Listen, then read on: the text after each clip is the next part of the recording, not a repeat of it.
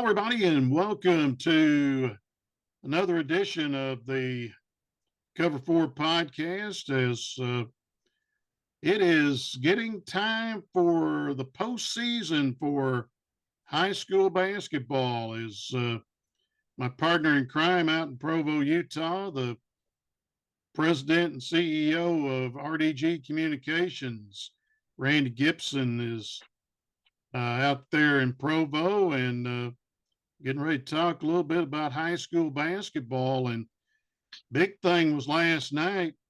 Lady Tigers win District 5A3 last night. Had to go to the Hornets' Nest.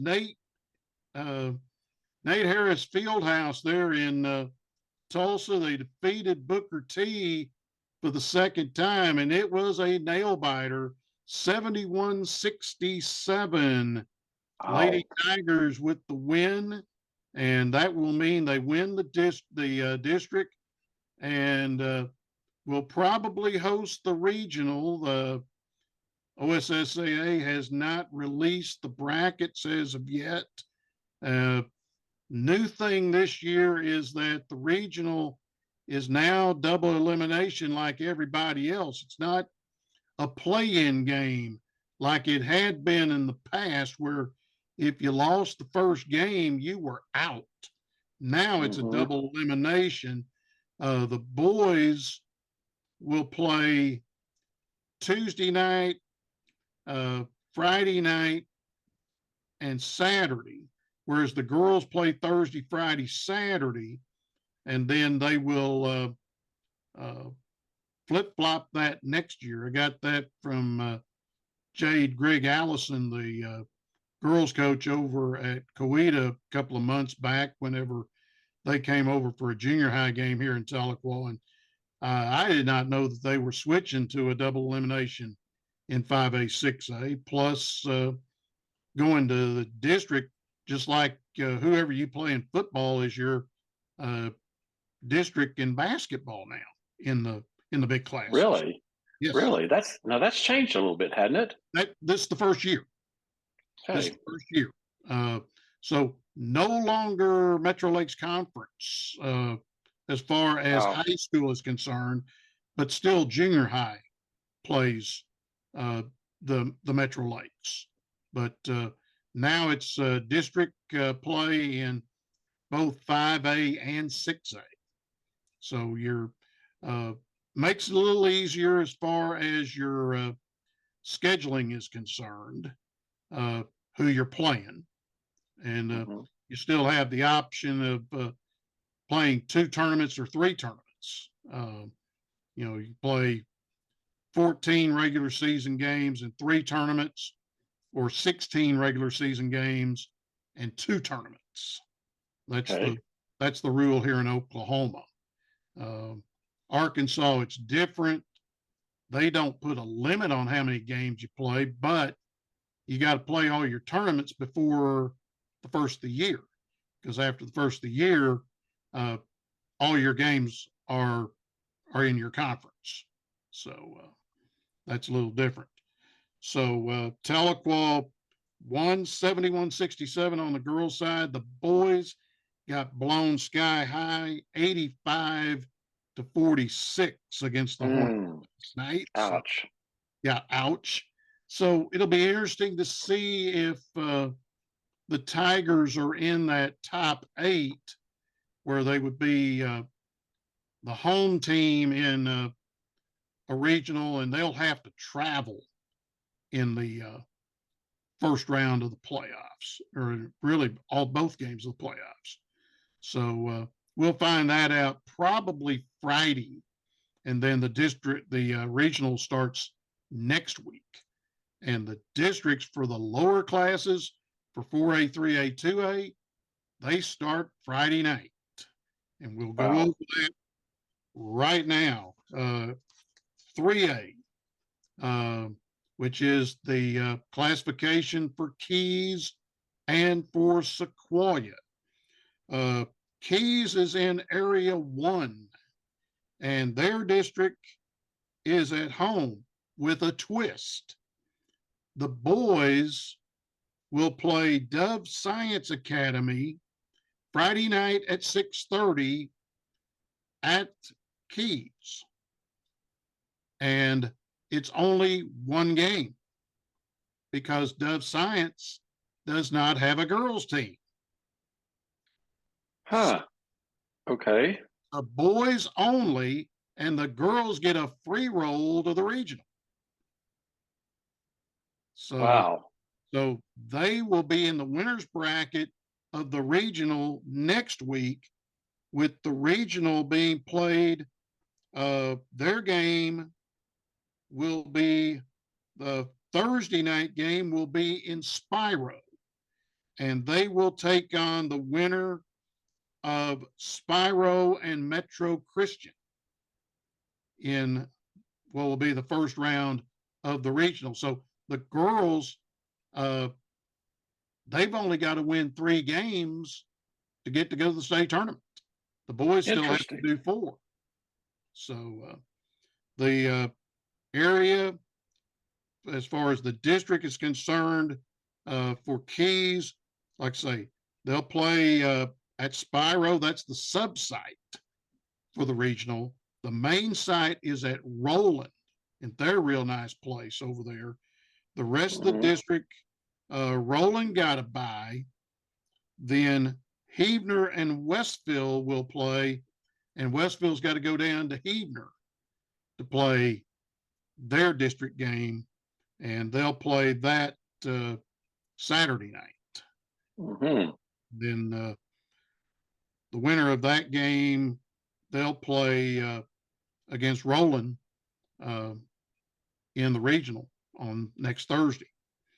For Sequoia, they are in Area 3, District 3. They've got to go to Kiefer and take on the Trojans in the district. And then the winner of that one will play Washington or Dove Science Academy out of Oklahoma City. And that's a boys only as well. So that's main site will be where Sequoia will go. They will go to Kellyville for the regional. They'll play the winner of Kellyville and Okmulgee in the regional. And then the other 2 in that district is Crooked Oak and Lexington. The area for Keys is going to be at Kellyville, and the area for Sequoia is going to be at Seminole. So that's where they'll play their area in a couple of weeks. Then 2A, the only one in 2A, will be the Holbert Riders. And they are hosting the district tournament, and they will take on Wewoka in the first round in the district. Winner goes the winner's bracket of the regional, the loser goes to the loser's bracket. There, they will go to Wilburton for the regional. The sub site is at my alma mater, Warner.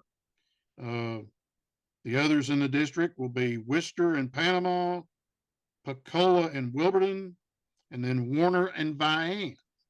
There's the 8 teams in the regional. And then the area site's going to be at Roland. So Roland will be a site for regional in 3A, but an area in 2A for around the area. And also, if you want to watch the Sequoia game Friday night, you get to area 3 here, you can watch it. Kiefer's going to do, their students are going to do the broadcast. The website is Team One Sports. That's team, the number 1 sports.com/Kiefer Trojans. and you can watch the student broadcast of that game either Friday night or Saturday night whenever the Indians play at Kiefer. So, Very good.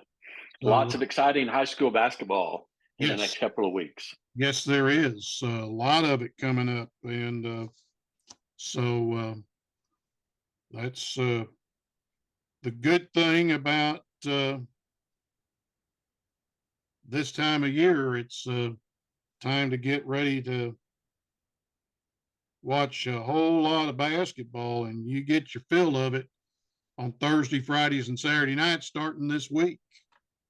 So, and speaking about basketball, the Redmond and Lady Reds will be home. They will, let me get to the schedules here. In fact, they are not home. We took last week off, and Mhm. so the men right now, they will play tomorrow night. And as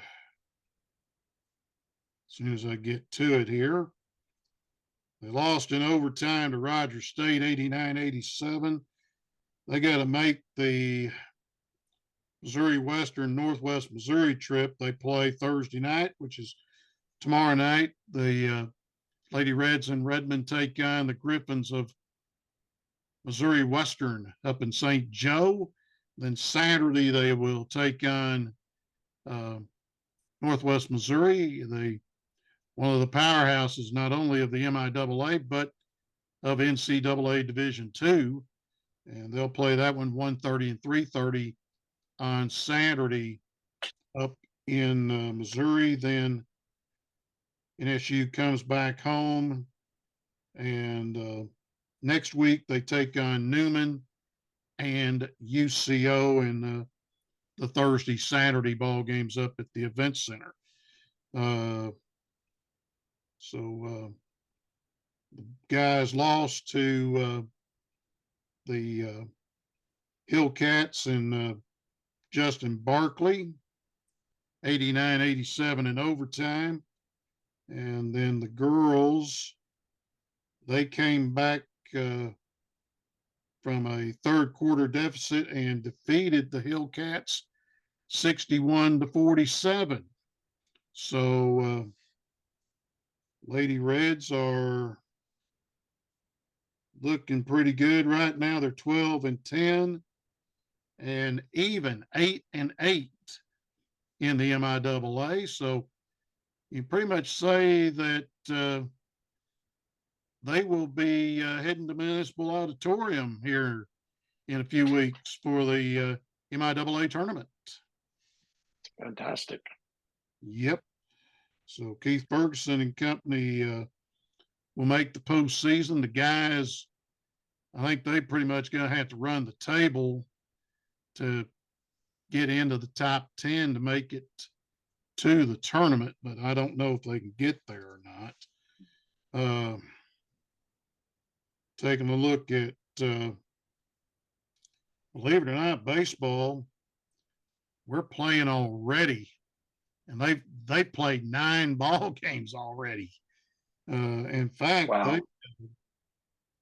they lost 4 straight down at Hot Springs, and then came back and beat Southeastern on a walk-off yesterday, and defeated them 10-9. Defeated the Savages, or the Savage Storm now down at Southeastern. And Southeastern's always been a potent baseball club back in the NAIA days of Don Parham and Mike Matheny.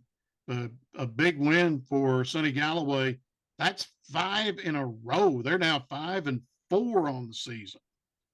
So NSU playing quite well. And take a look at how the softball team's doing. They went over to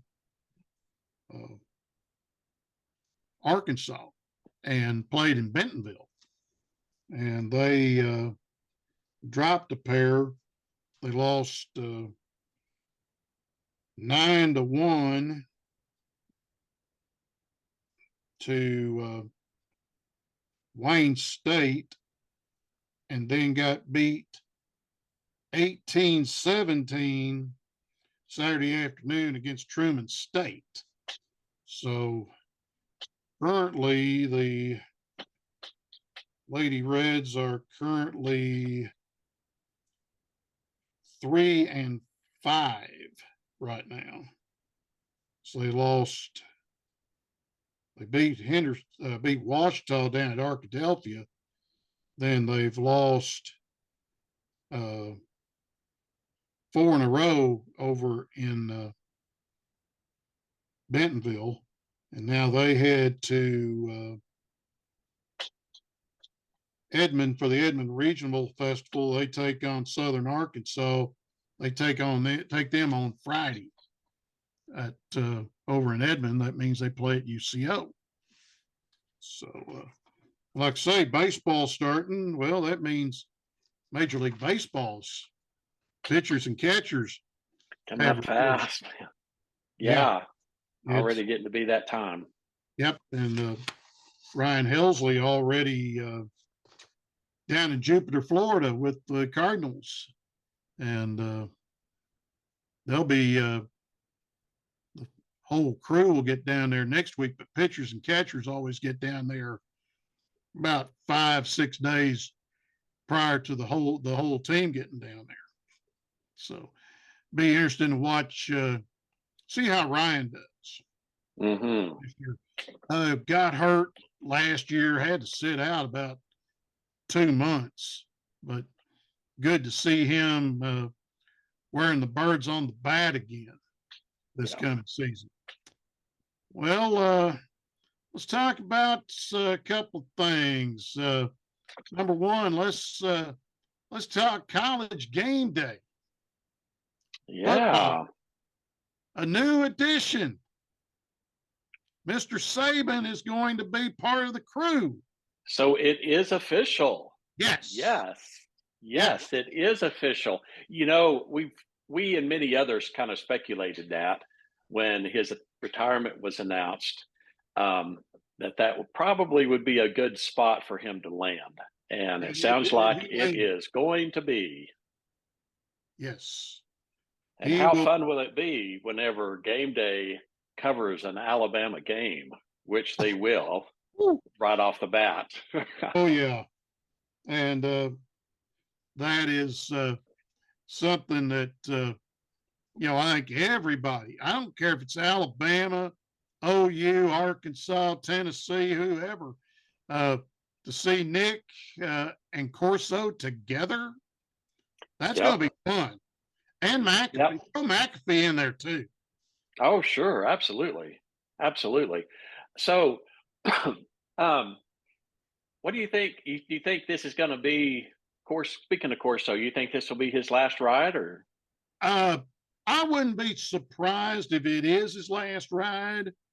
I think this is one where Nick gets to see what Lee does, and he gets to see it for 3 hours.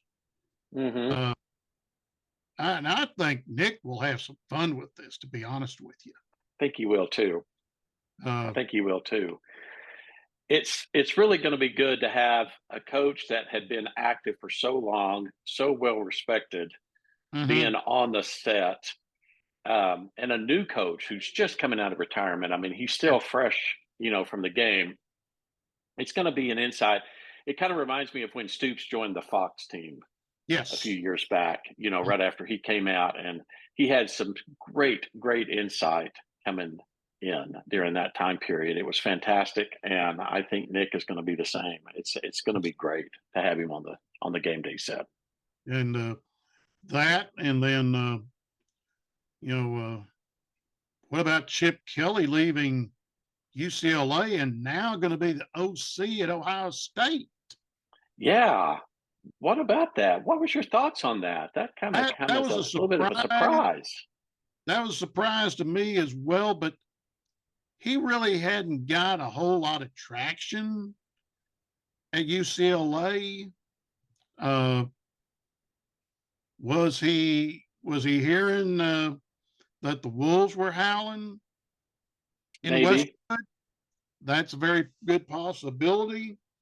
Uh, but to become the OC at Ohio State, that O'Brien left, went to the Boston College as head coach, and so the opening was there, and maybe it was a chance for him to kind of sit back and just call the plays and not have to run the whole show.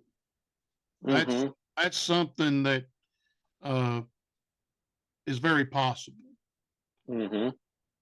Similar to what uh, Petrino's doing, stepping back from the head coaching duties that he had at Missouri State. True, that's a 1AA, but now being the OC at Arkansas, coming back to Arkansas. And so that one was a big surprise, but I don't know if you would call that a step sideways or a step back, but that came out of the blue after O'Brien left and went to BC. Yeah, it did. It is very interesting. It almost seems like a step backwards to me, Mm-hmm. but Me too. but you know, It is what it is, yeah, and yeah, and and Day is needing somebody to help get the wolves off his back because he's lost to Michigan 3 times. mm-hmm, right. That's that's as bad as Venables would have been losing 3 times to Texas.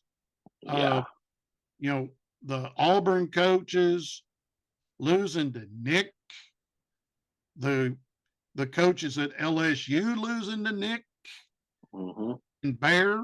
I mean, you heard 2 sighs of relief whenever uh, Nick announced he was retiring.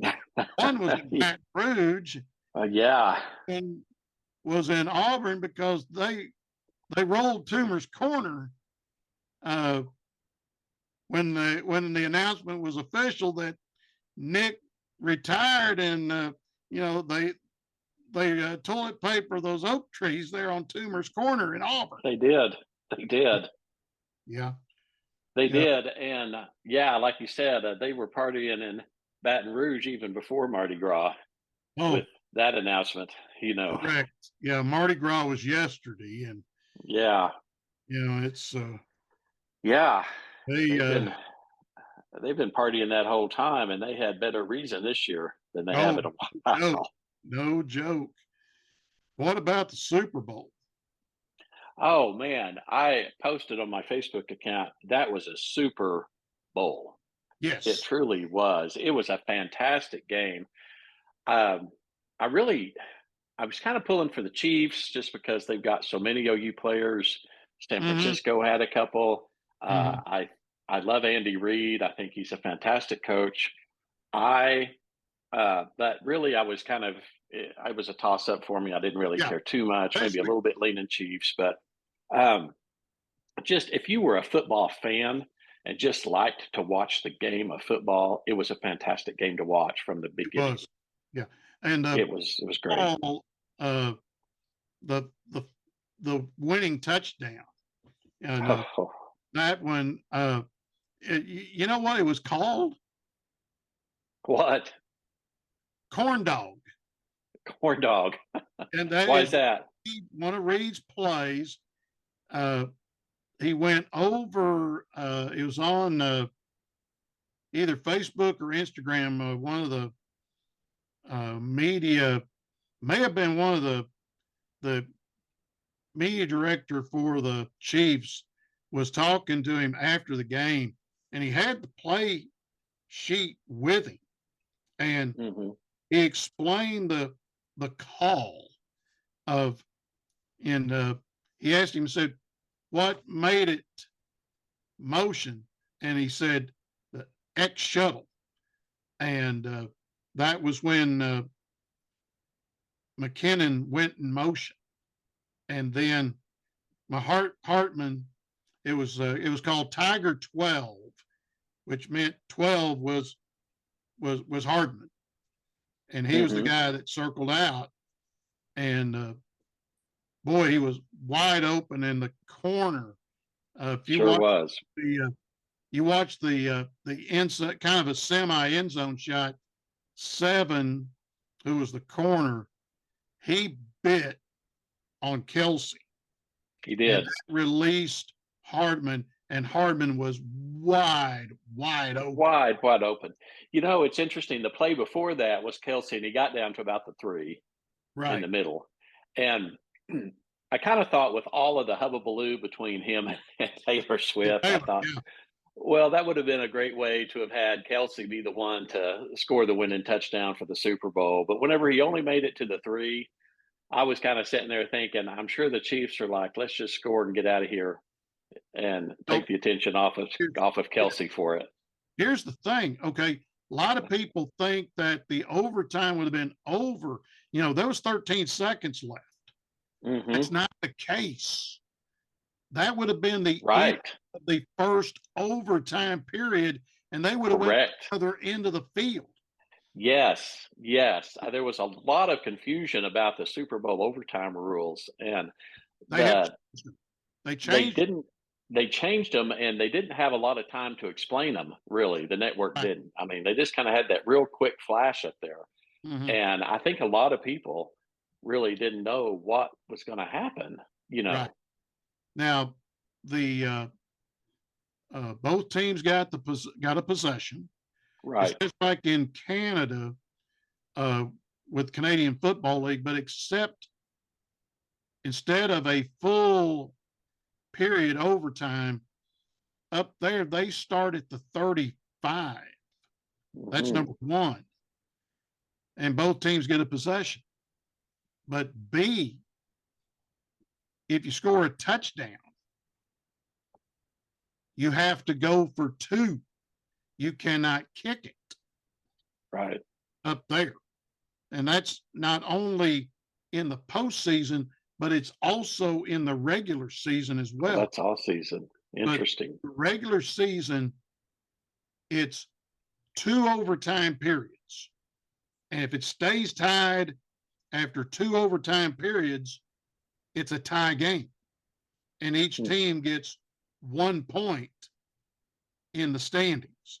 You get 2 points for a win, 1 for a tie, 0 for a loss. And that's where Mason Fine plays. He plays for Saskatchewan, just re-signed with the Rough Riders for 2 more years. So he's going to be up in Canada for 2 more years. Kid from Locust Grove who we saw play Sequoia, even out here at Thompson Field. And now he's wearing the green and white of the Saskatchewan Rough Riders.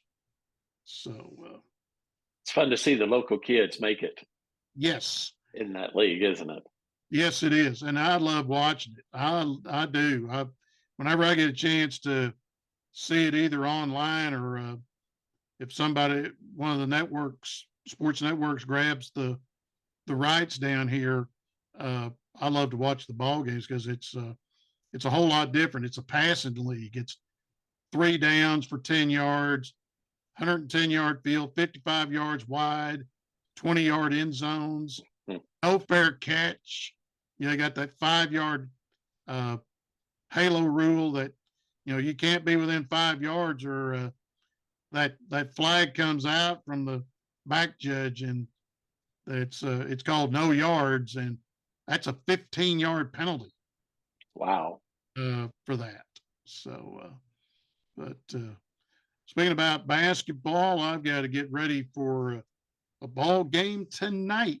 You got a big one over there tonight. Yes, I do. I've got Big Orange coming to Fayetteville. Rick Barnes and the Tennessee Volunteers coming in tonight to Bud Walton Arena. As John George, the PA announcer over there, says, the basketball palace of Mid-America. When they get ready to introduce them, it is basketball time at the palace. And it is quite a sight over there with when you get 19,200 in there, which it wasn't full Saturday when they beat Georgia. They probably had about 15, 16,000 there, but they still had a good crowd, even though they were batting 500. They're 12-11 right now, taking on Tennessee tonight. That game, 8 o'clock. That's going to be on ESPN2 tonight. So DirecTV 209. Brian Custer and Jimmy Dykes will call the action from BWA. Jimmy and I, we have the shortest trips of going to Bud Walton Arena. Jimmy comes from Springdale, and I come from Tahlequah, so I'll be giving Brian a little taste of it. And I had to help Brian. I've worked with him twice during football this year, and in fact, the BYU game, they had to drag me from doing official stats to be a last-minute replacement to be his talent stat guy. I remember that. Yep. I remember that. Brian, he's calling some basketball. This is the second time he's worked with Jimmy, but he'll get a taste of what it's like inside Bud Walton tonight with them calling the Hogs and the Hog Wild Band. That's next year. That we're going to have to get you over for a women's game, because that's a lot easier ticket to get than the men. Let you see the Hog Wild Band in action. Man, it would be worth a trip just to be able to see them. They're fantastic. They put on a fun show during those games. That they do, and they also have a DJ that plays music. DJ Derek. I've talked to him a couple of times on my walk up to where my statistician post is. I'm behind the band. That's where all the media members sit. We sit behind the Hog Wild Band in what is section 131, and they allocate about 4 to 5 rows just for the media, and we're right below some of the suites there in Bud Walton Arena. Mm-hmm. I don't do courtside like I do at Tulsa. That's a whole lot better view.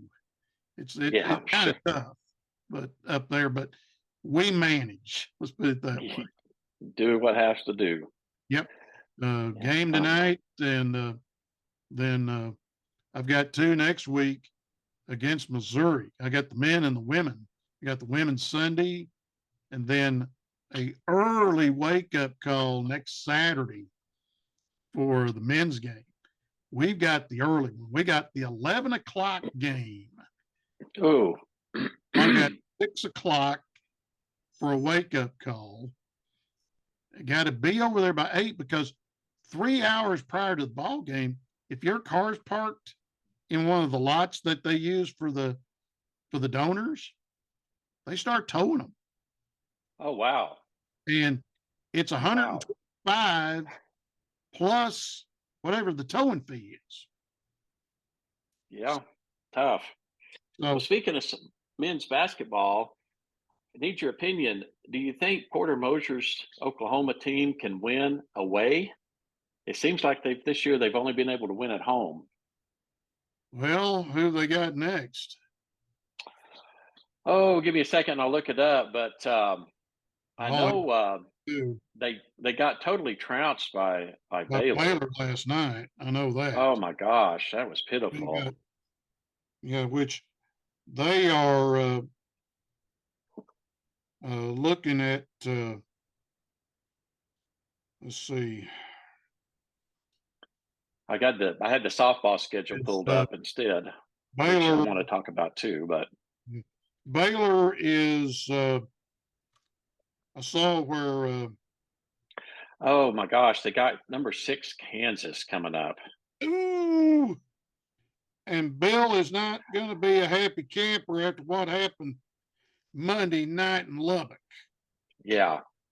Oh my gosh, I talked to Crouch, talked to the man we call Digger, Greg Crouch, and I told him, I said, they got beat 79-50 in Lubbock.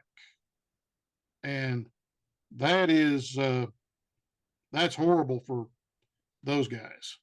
Yeah, it's terrible. Yeah. Terrible. They Oklahoma 6-6 in the conference. Overall 18-7. Now they played pretty good at home this year, 13-2, you Yeah. know, But but they're they're struggling. away. Oh man, anytime they go away, they struggle. Yeah. And they probably still got, if they got that's the game at the Fog, right? Yeah, yeah. Ugh. And after the loss that KU suffered on the road, it could be slightly ugly. You would think they would. Um, Well, no, actually, I'm looking at the schedule. Kansas comes to Lloyd Noble.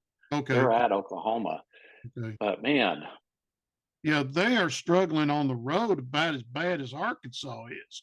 Seems yeah, like they are. they put on those Cardinal or Crimson jerseys.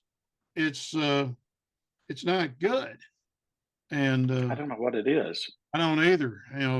It's the same thing with Arkansas right now. They've struggled the last 2-3 years on the road, Hmm. and they've still got some road games left, and Hmm. they've got to go to Big Blue and take on Kentucky at Rupp. They've got a couple of others coming up. So, yeah, you were talking about something there before we were looking at the schedule about OU. Yeah. Um, well, I was talking about just, of course, the basketball team. Ladies basketball is doing pretty good overall. Mm-hmm. They've they've done really good. But what everybody in Norman is really excited about, softball season has started. I had to give my daughter Aurora. Of course, she's a student over at Utah Valley, up the road in Orem, Utah. Well, in the Puerto Vallarta, Mexico tournament, my Sooners beat her Wolverines Uh-oh.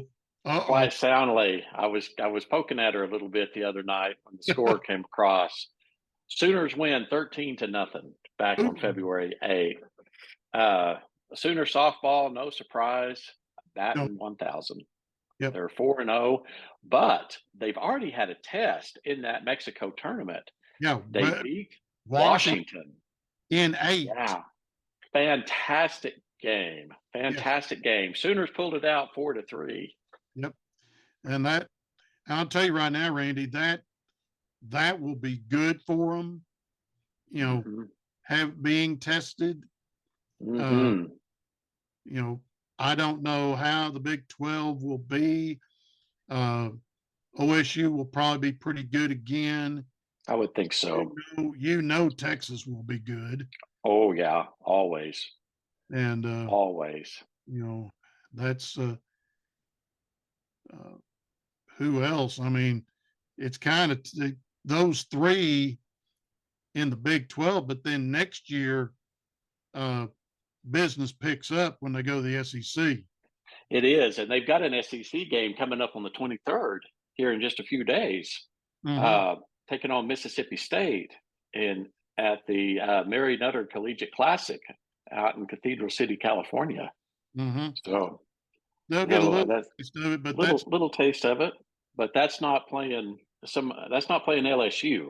that's well, there's several. I mean, Yeah, LSU, Florida, Georgia, Bama, yeah. Auburn. You can throw them in there. I would definitely throw He is Auburn in there. always good.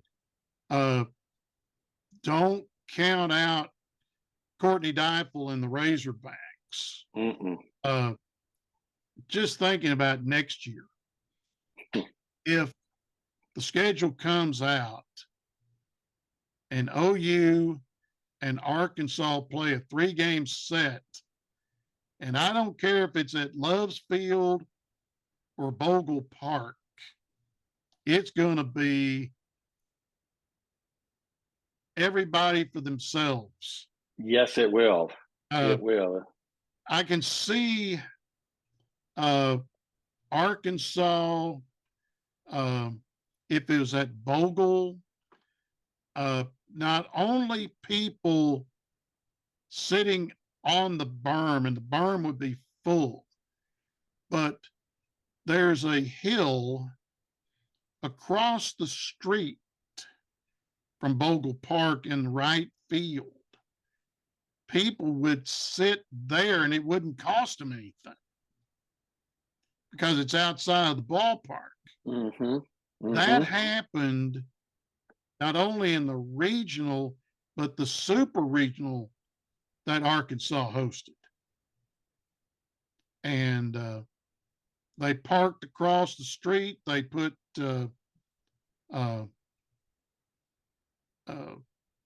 TV screens up so people could see, the ball game, closer. It was nuts over there for the regional and super regional, seeing what they did over there. But yeah, softball is here. It's picked up.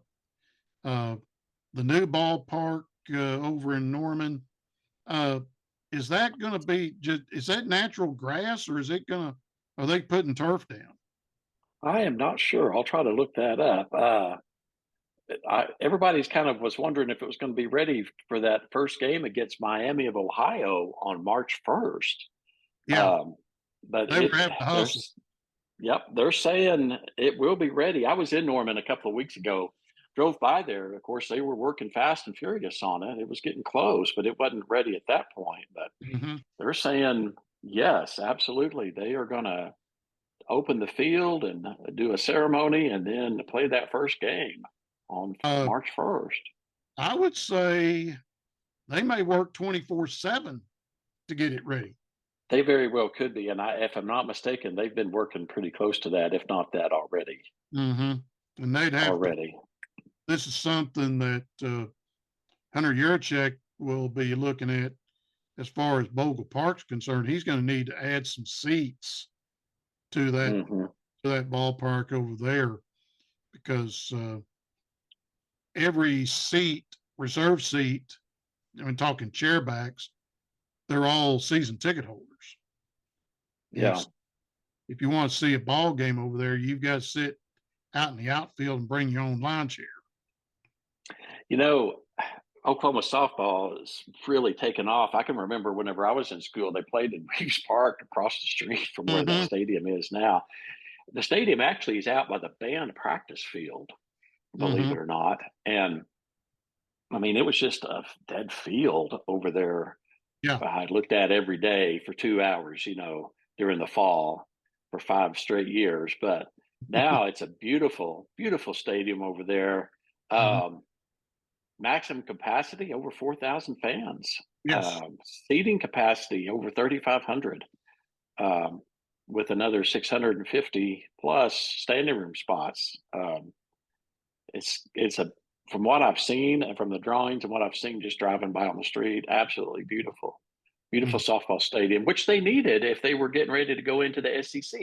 Yes, they needed to pick it up a notch, and we've talked many times about all of the facilities at Oklahoma. Even the football stadium is going to have to be picked up a notch when the Sooners go into the SEC next year. That's true. That is definitely true. You're talking about the band. You paid a visit to a music store here in Tahlequah, and they had something that you used whenever you were in the Pride. Man, I tell you, if you haven't, if you like music, any type of music, marching or stage band, go into that new music store in Tahlequah.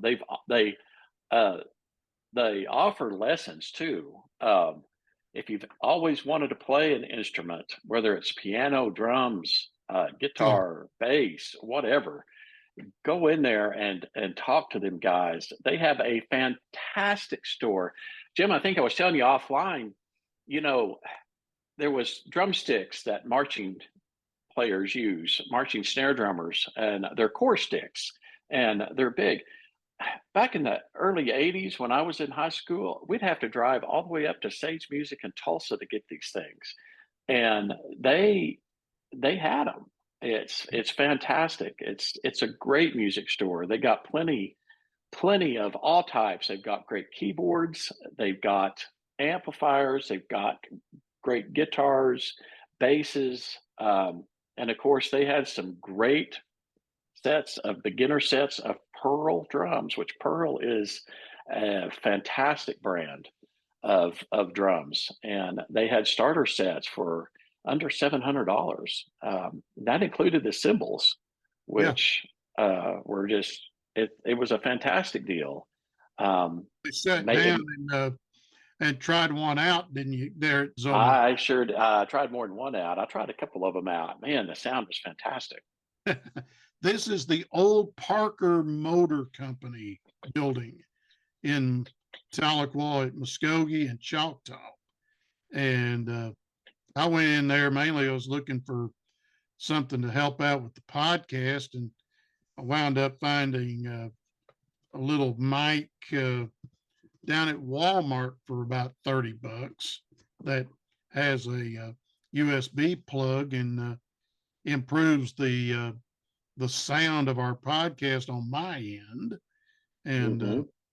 Randy heard when I plugged it in, and I said, "How's this sound?" And you said 1,000 times better than what it was.